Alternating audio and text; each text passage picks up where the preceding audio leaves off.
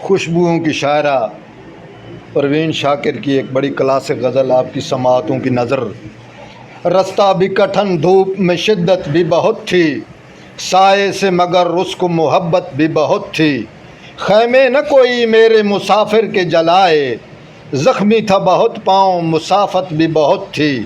سب دوست میرے منتظر پردہ شب تھے، دن میں تو سفر کرنے میں دقت بھی بہت تھی۔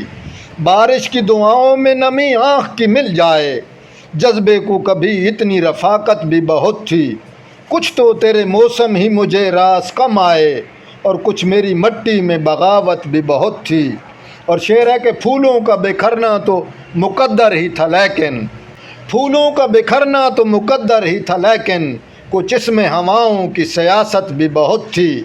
وہ بھی سر مقتل ہے کہ سچ جس کا تھا شاہد، اور واقف احوال عدالت بھی بہت تھی۔